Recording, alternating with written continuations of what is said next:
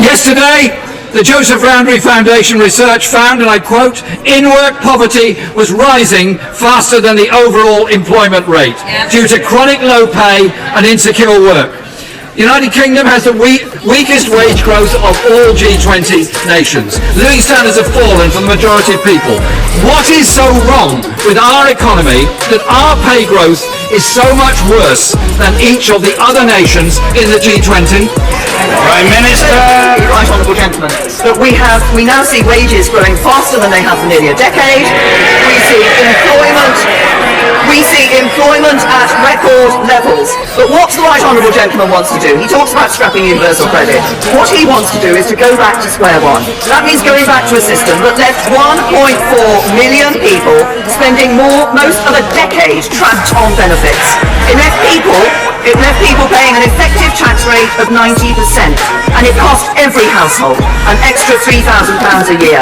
As ever with Labour, it was ordinary working people who paid the price.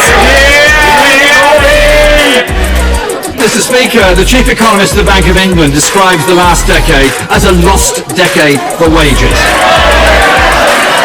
And, well, the Prime Minister might laugh at this. It's the reality of people's lives. It's the Order. I appeal to members making too much noise to stop doing so. And order!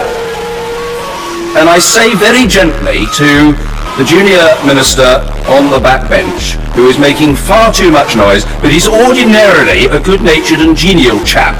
I'm referring to the honourable gentleman, the member for Hexham. You can do, Mr. Opperman, you can do, order!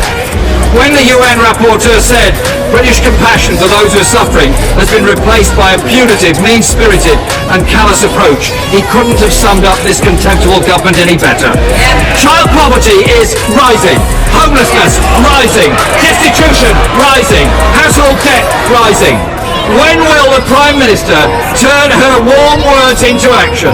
End the benefit freeze, repeal the bedroom tax, scrap the two-child cap and halt the rollout of universal credit?